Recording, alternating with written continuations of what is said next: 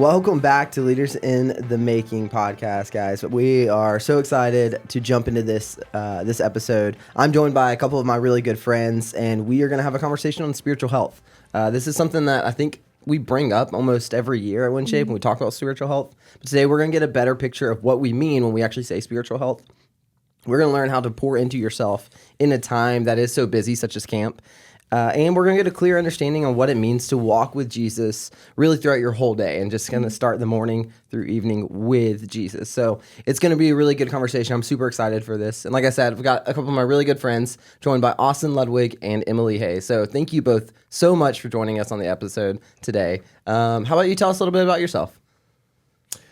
Yeah, so my name's Austin Ludwig, as you said, and I work with WinShape Homes, which is such an incredible privilege to do ministry with local churches and foster care and raising awareness around that.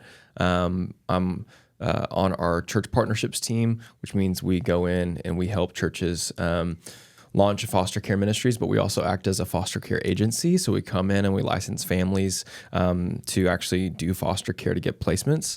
But what's unique about that is actually I've got some ties with WinShape that go back a very long time, 15 plus years, because myself, I actually am a foster care alum.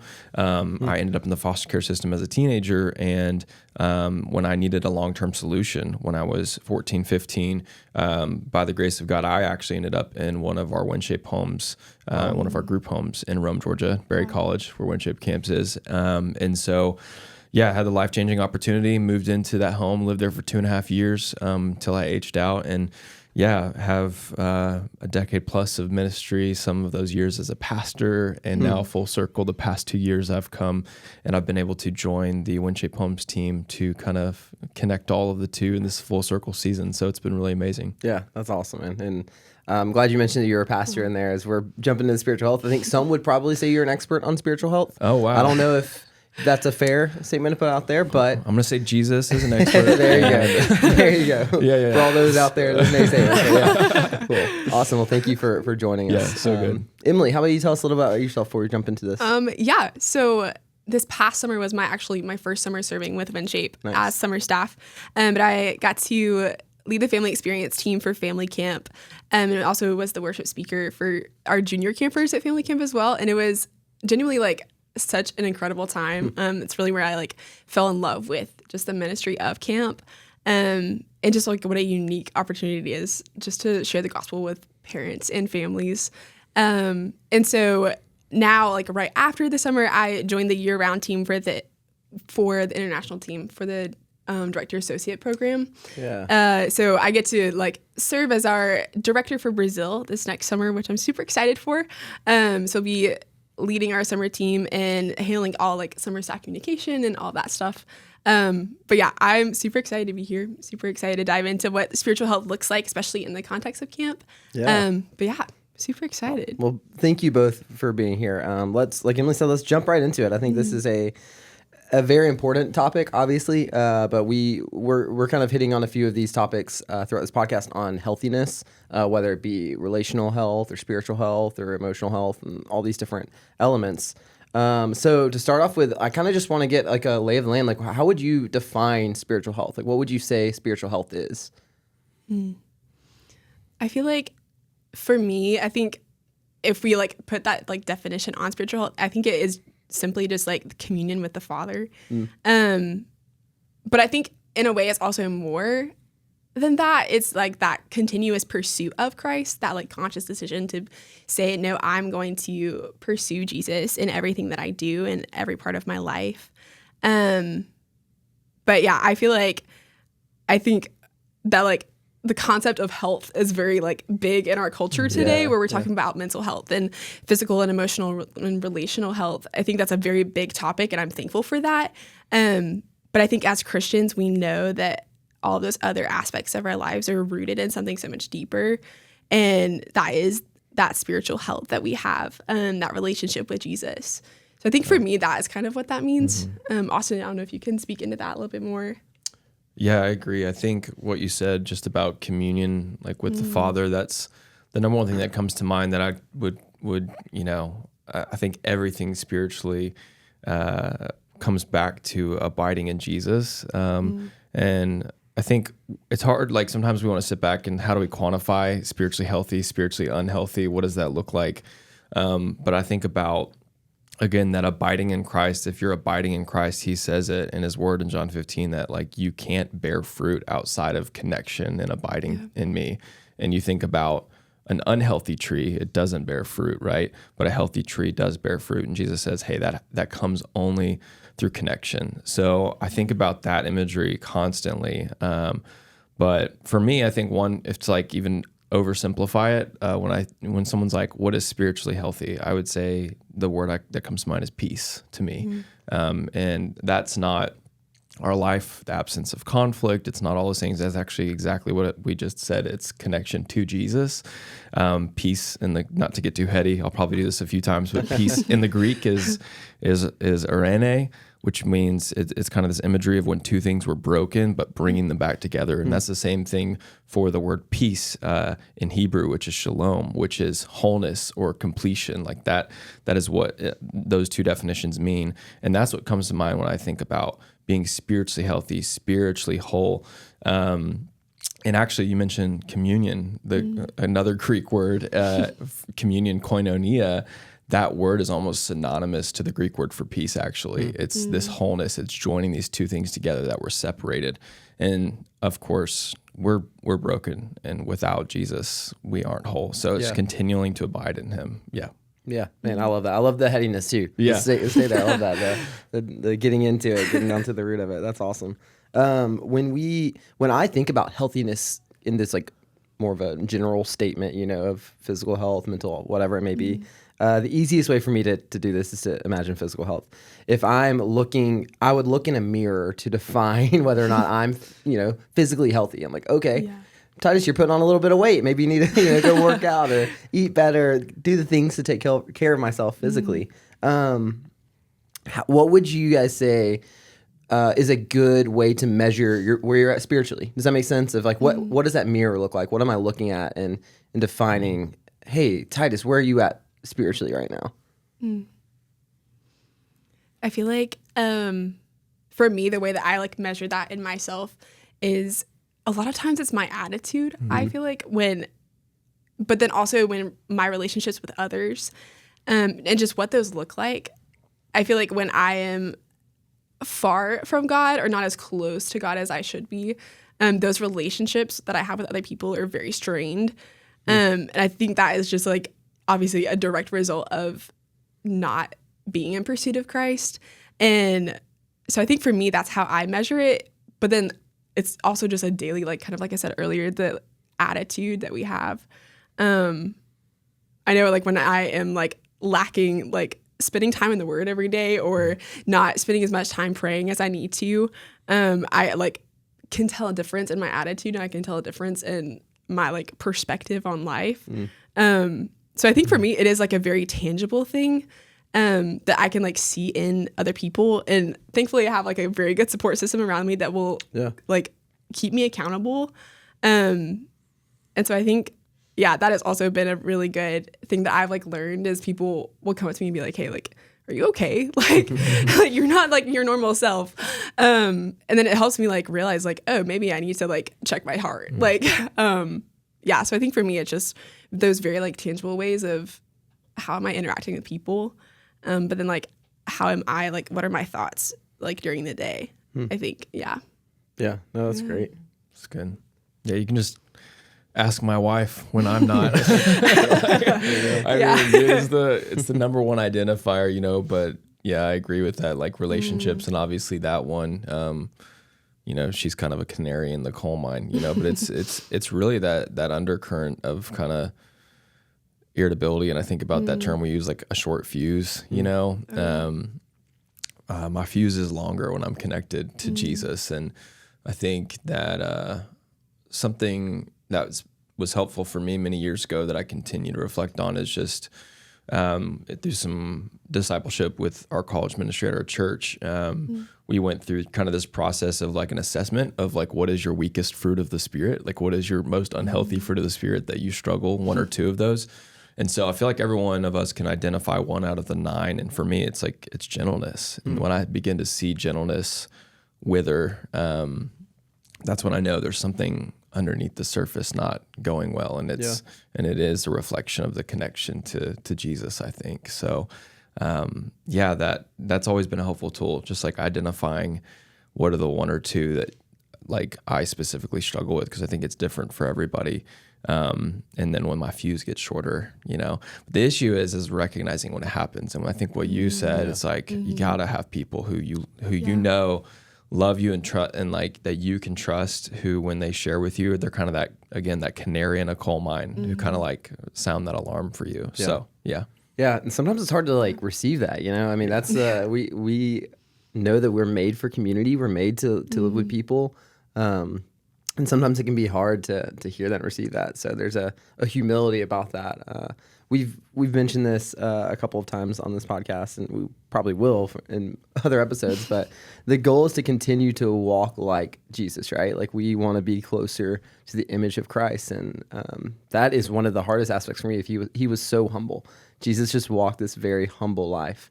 And so that's one of the areas of calling out in myself of, hey, you've got to be humble to hear when people tell you that, or to be able to look in the mirror and recognize the kind of disarray or the areas where you're weak or where the fruit's not showing up. I think even earlier when we were talking about what is spiritual health and this idea of it being peace, I feel like if you don't feel like you're living a life full of peace right now, or if your day-to-day doesn't feel very peaceful, that might be a good indication, that you're maybe not in the most healthy spiritual mindset that you should be in. Yeah.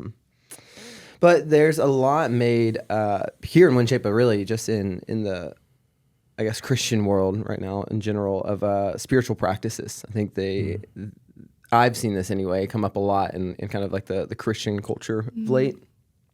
What are some personally that you guys might follow or do that help you bring back your spiritual health? I know they're all very important and they all matter in their own ways, but what are like the 1 or 2 that like really you're like, hey, when I'm not in a good place, I know that if I, like you were saying, like when a certain fruit is withering away, what are some of those practices that when you lean in to, you're like, hey, this is where I'm gonna get back into it?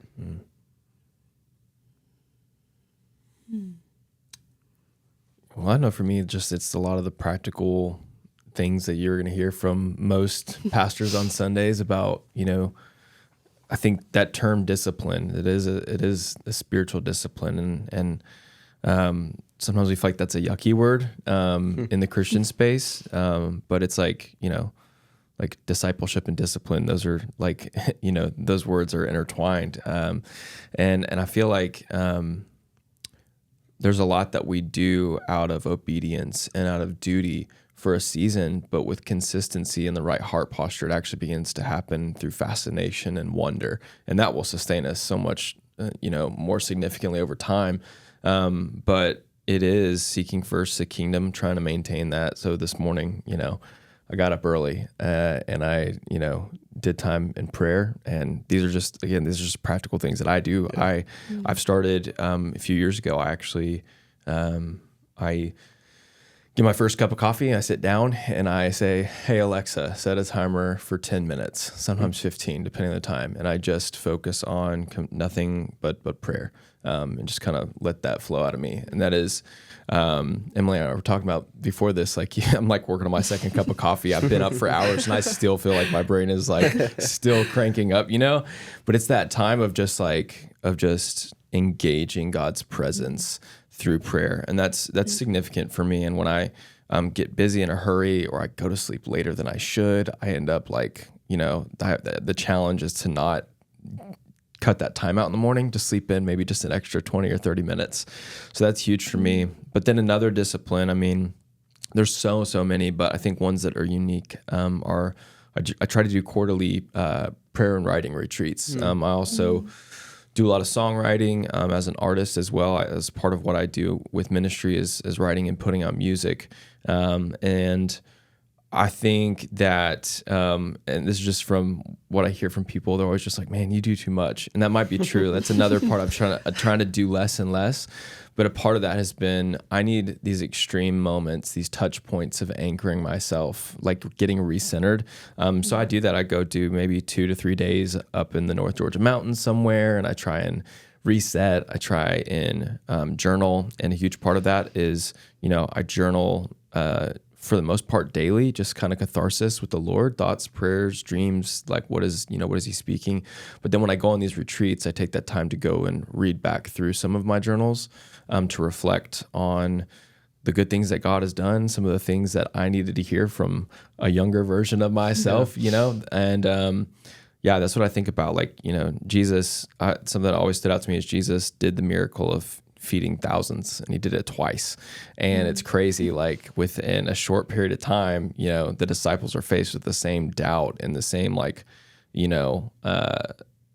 resistance to that moment where Jesus is like feeding all these people, and they kind of approach it again. He just fed tons of people, and then down the road he's doing it again, but they're doubting, and they're I don't know, it's just crazy. And then his response to them is like, don't you remember? Have you forgotten what I just did? And I feel like that's Christ's invitation for me constantly. It's just like, hey, bud, like slow down, remember, because that is the key. You build bridges in the new thing God is doing by reflecting on what he's already done.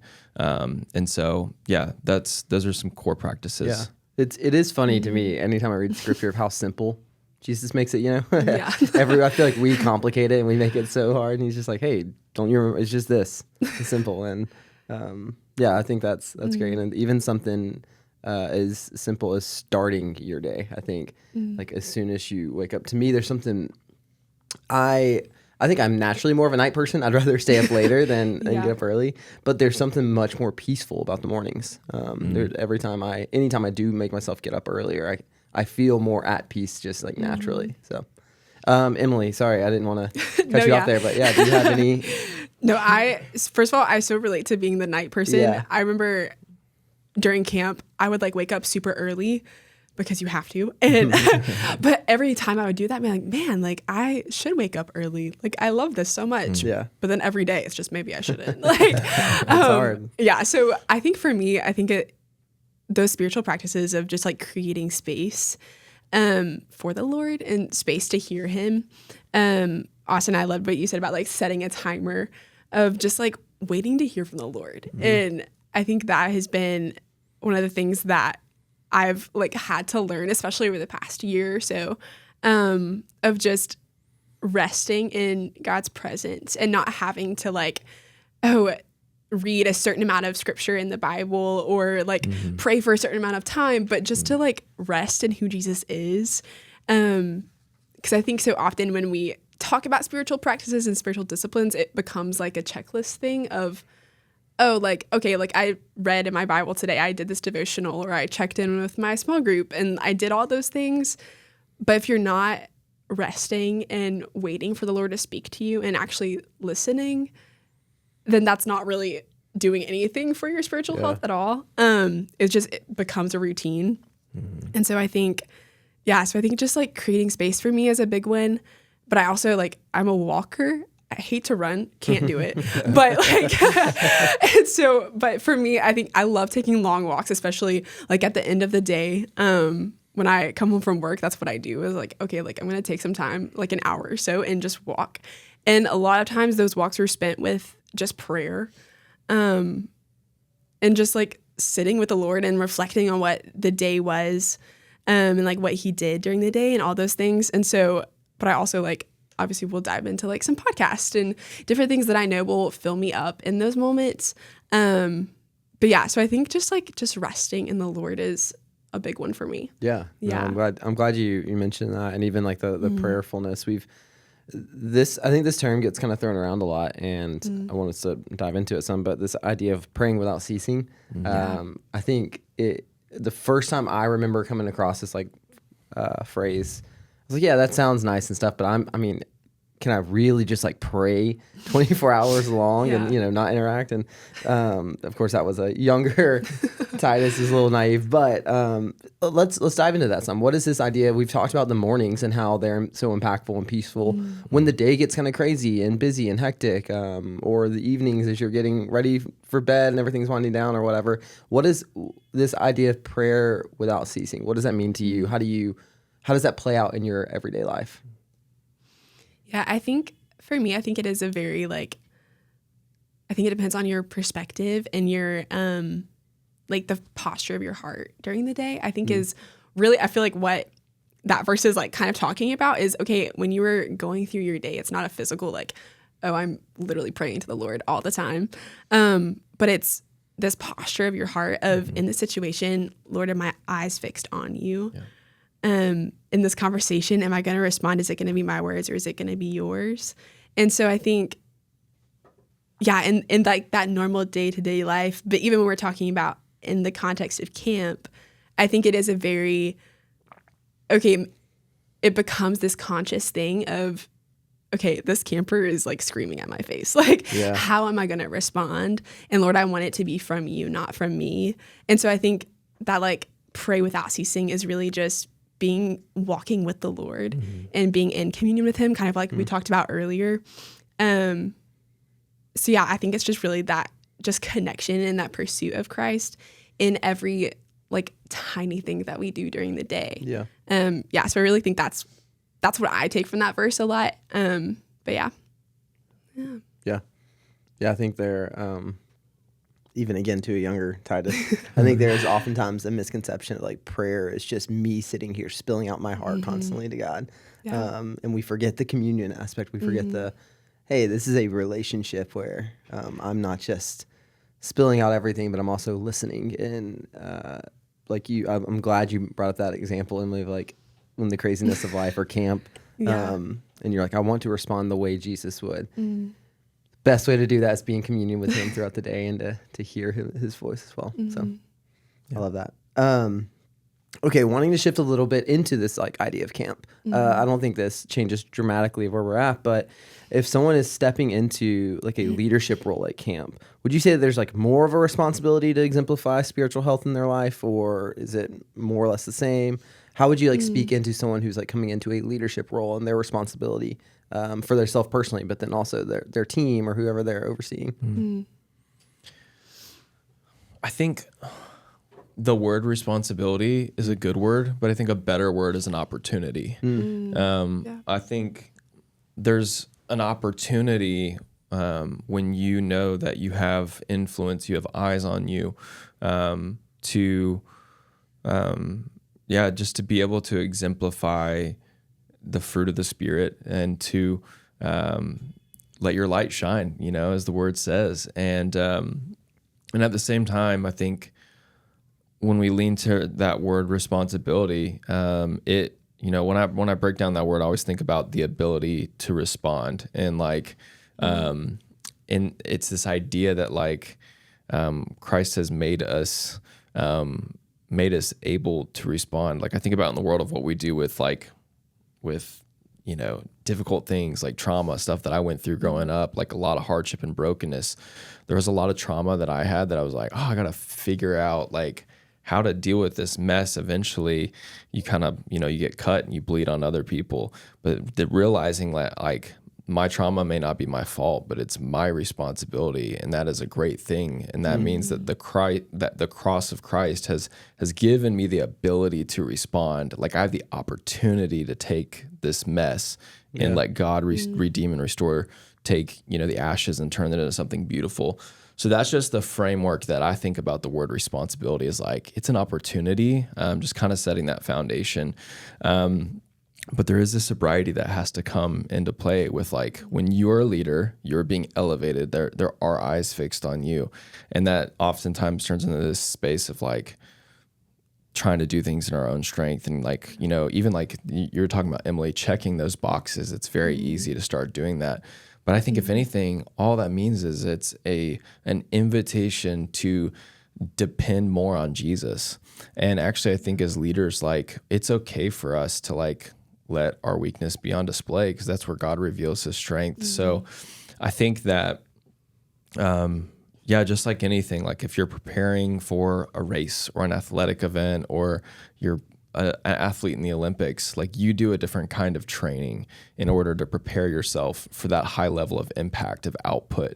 And I think that's the case with camp. Like when you're coming as a camp, like when you're coming as a counselor, a leader, or whatever it is at camp, you are stepping into this higher level of output.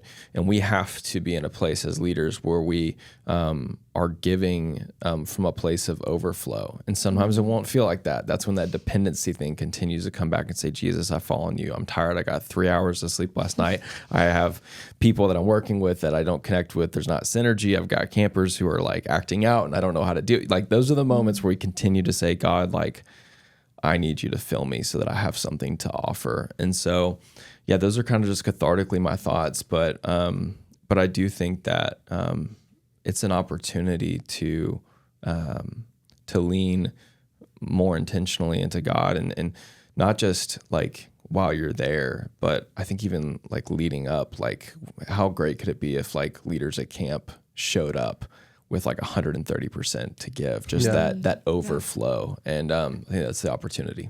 Yeah. No, I love that you brought up just being transparent with your team, because I think that is a huge thing that I think a lot of when people stepping into a leadership position, it isn't something that we really think about, of like, oh, it becomes that, oh, I'm a leader now. I have to be and look like a leader. And a lot of times weakness is not in that like position that we have in our brain. And so I think, how important it is just to be authentic with the people that you're leading and the teams that you have. And just to be real with them of that, hey, I'm kind of struggling with this. I'm super tired today. Like, I just want you guys to know. Yeah.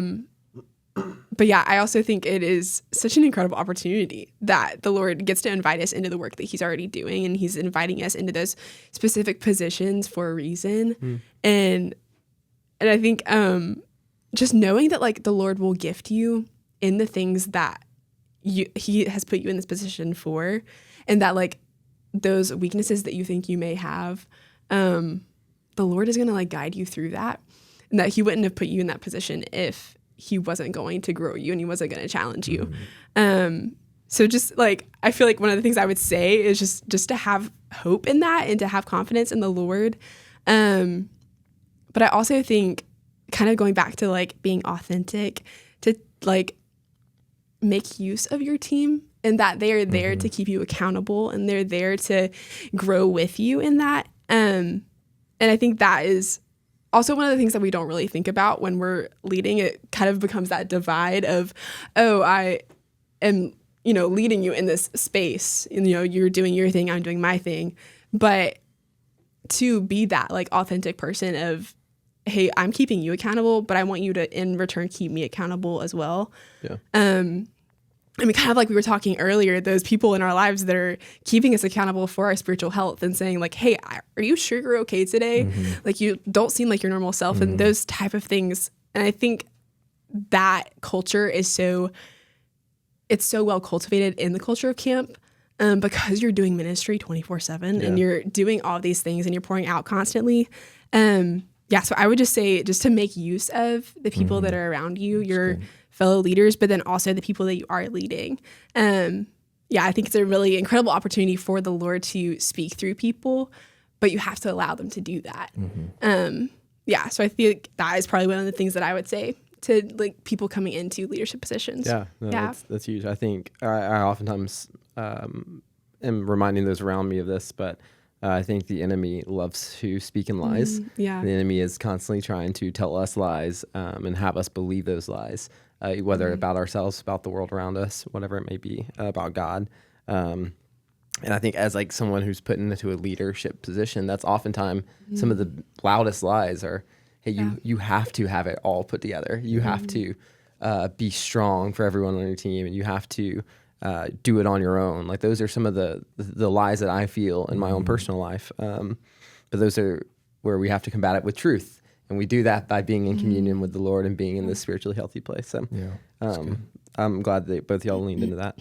Okay, this is a sort of two-part question. But we think about life when it gets busy, and sometimes things can take a back seat.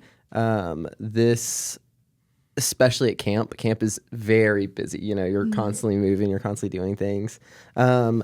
Why do you think this happens? Why do you think like spiritual health can sometimes take a back seat to the busyness of things around us? And how would you combat that? How would you tell someone who's feeling that weight or feels like they're slipping back? Like, how would you tell them to combat that a little bit?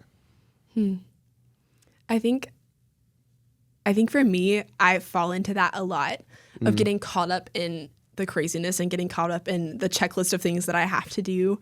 And especially in the context of camp, I think, because there are so many different things that as leaders you're responsible for. And it's so easy to just get caught up in, wow, I want to do my job really well and I want to love these campers really well. But are you pursuing Christ well, I think is the bigger question. And so I think, yeah, first of all, it's super easy, and just know that a lot of people struggle with this. I would say like most summer staff do, and people just in general. But I think just to like make space for the Lord, as kind of mentioned earlier, that's how one of my like favorite ways to just draw close to Jesus. I know during what kind of came out of this past summer for me, I have the worst memory ever. And so I was like, throughout the summer, I'd be like, man, like I don't want to forget these like moments that I have with kids or these conversations that I'm having with parents, because they were so special and the Lord was doing so many really cool things. And so I started writing on my desk in our office, just like on sticky notes, like random things that the Lord had done during the day, or conversations that I had overheard, or things that happened in large group with campers, or things like that those like little glimpses of heaven that we get to see every day. And so I started like gathering all these things. And I literally, at my house, I have a box of just random stuff from, now it's just like from camp into what is our office life now. But it's just all these like Post-it notes and cards and little like bracelets that kids have made me over the summer that I knew that I didn't want to forget, because it reminded me of how the Lord was working. And it reminded me of the life change that we got to see over the summer. And so I think when you're talking about remaining present in the ministry that you're doing and not getting so caught up in the chaos of it all, I think that is a big thing of just taking a moment and breathing and saying, Lord, like just looking around you and remembering and looking at what the Lord is doing currently. And I think for me that was a huge thing of just like taking those little mementos of, wow, like the Lord is doing some incredible things. And now I literally kind of, Austin, you mentioned journaling as one of your big things. And that kind of came for me out of the summer as well. And I have a journal, and I call it my like glimpses of glory. And it's those little like glimpses of, at the end of every day over the summer, I would get back to my room and I would write down what I saw the Lord do in conversations that I overheard, or conversations that I had that I was like, man, like that was really cool. Like I'm so glad that the Lord like got to do that in that moment. And so I really just think it's creating those tangible things to remind yourself of what the Lord is actually doing, and that you as a leader, really, the Lord is just inviting you into how he's working.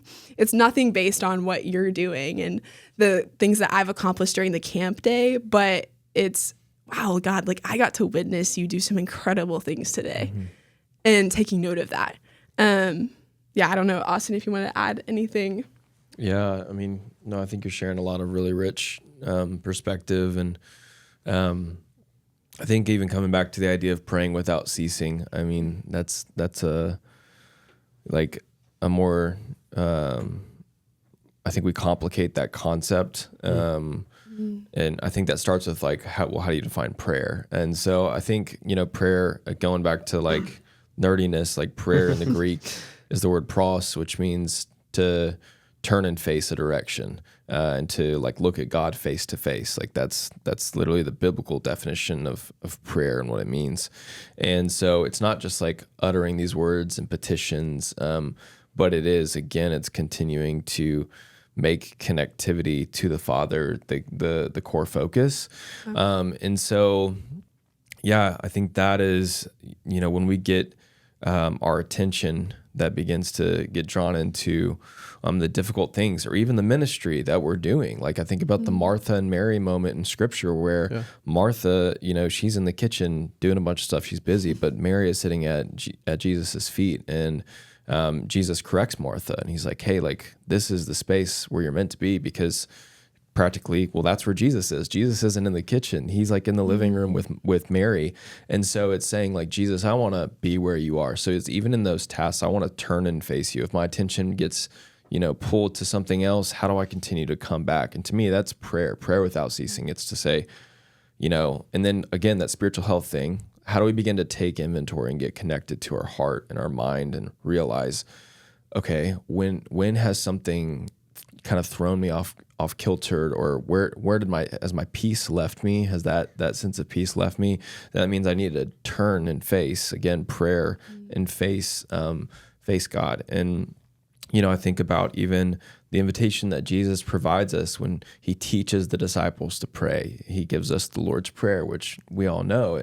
But we see this kingdom come, will be done part, which I see as that portion of us doing ministry. It's the action of advancing the kingdom. But before kingdom come, will be done, it's first, our Father who art in heaven. So it's look up. Before you look ahead, before you look out at what you're going to do, it's look up, fix your eyes on Jesus. So again, prayer is looking up. It's looking his direction.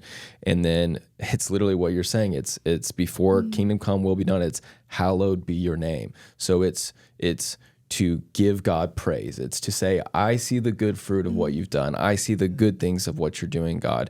It's saying, I celebrate and recognize, I remember, so that we can then go out and do the will of God, kingdom come. And I think that's like, if we had like an hour, there's like, I've got sermons that I love to do about just breaking down like the beauty of like what it means to become a conduit for heaven when we can walk out the Lord's Prayer and continue to maintain that throughout the framework. So I think there's just so much there, but just practically, I mean, I know at camp y'all don't have phones, but like something that's the biggest challenge for me is like, yeah, like you get really convicted if you sit down and you look at your screen time. It's like, why am I anxious? And then I'm like, whoa, that might be why. So, even that, like, you're facing your phone, like turning and like I turn and face my phone constantly, or my screen. And so I think even in the context of camp, like whatever it might be, if it's a conflict that gets your attention or whatever it is, just taking a moment to pause. It doesn't even have to be words that you utter, but it's just simply so a phrase I use, is even saying it in my head, is I go, Holy Spirit, I honor your presence right now. And like even right now on the podcast, we just go, Holy Spirit, we honor your presence. And even just that small moment to pause, to recognize like he's here, he's Emmanuel, he's with us, the indwelling presence of God. That's it. Turn and face. Yeah. You can like feel the peace come over you. Yeah. Austin, you mentioned this earlier, and I'm glad you said this phrase. I meant to hit on it earlier, but anchoring. That's a phrase me and my wife use when we talk about our spiritual health and where we're at, and our time with Jesus. And to me, it's just such a beautiful illustration of how to this point of like in the busyness of life, how to like set yourself straight and set yourself right. Of when you're in the ocean, the waters, no matter what, there's a tide and you're moving. But when it gets crazy and the waves start coming and crashing, and it's not if that happens, it's when it happens, because it's going to happen. The only thing that can keep you steady and locked in is an anchor, having an anchoring there to keep you like right where you need to be, right in the sweet spot. And so that's how I personally view my time with the Lord. Is like, okay, I need to anchor. I need to set myself straight, to turn my vision. So that's great. Guys, thank y'all so much. This has been an awesome conversation. As we are about to wrap up, I want to ask you, have any last thoughts or anything you would give to our staff, or anyone else listening, for that matter, on like leadership and spiritual health? My final thought is just, I think as I get older, the way I define spiritual health has evolved. It's changed, and not necessarily because the definition changes, but because I change, and in and out of season that looks different. And so I would say that it's continuing to say, like, God, I need what we see in scripture, a rhema word, a fresh word from the Lord. Like, Lord, I need you to identify for me, what is the new wineskin in this season that can receive the new wine that you want to pour out. So it's continuing to go, God, like, what is the new thing you want to do in me? What's the piece of me that you want to work on right now? Because 5 years ago, it's not what it was today. And so it's continuing to just say, Lord, I need you. And then I think from a leadership perspective, like, God is looking like a lot less for our adequacy and a lot more for our dependency. I think that's it. Just lean into the Lord and be okay. Like, the sooner we recognize our weakness, the sooner he gets to reveal his strength. And so, just be okay with not having it all together as well, because he's got it, trusting him. Mm-hmm. That's really good. Yeah, I think my final thought would kind of go along with that of just be in pursuit of Jesus.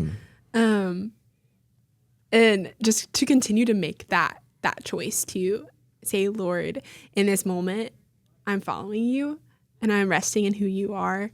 No matter how chaotic life is, and no matter how stressed out I might be about coming into the summer or coming into leadership weekend, but just knowing that God has perfect plans and that he is going to do incredible things. And I think, just resting in who Jesus is and who he's called you to be is a gift. Yeah. So, yeah.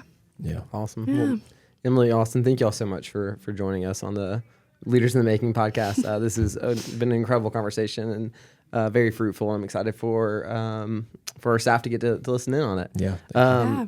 Thank you all so much for listening in to the episode. I do have a challenge for you all, as we are still trying to find top-notch summer staff to join us here at WinShape Camps. If you have any friends or siblings or know anyone in college or anything like that you think would be a good fit here at WinShape, please send them to work@winshape.org and encourage them to apply today. We are hoping to make huge impacts in the lives of campers and families and even college students and yourself. We're excited to see what the Lord's going to do through WinShape Camps this summer, and we don't want anyone to miss out on that. So if you have any friends that you think would be good additions here at WinShape, send them over to work@winshape.org. Thank you all so much for being a part of the WinShape mission. Until next time, I'm your host, Titus Arnold, and thanks for listening.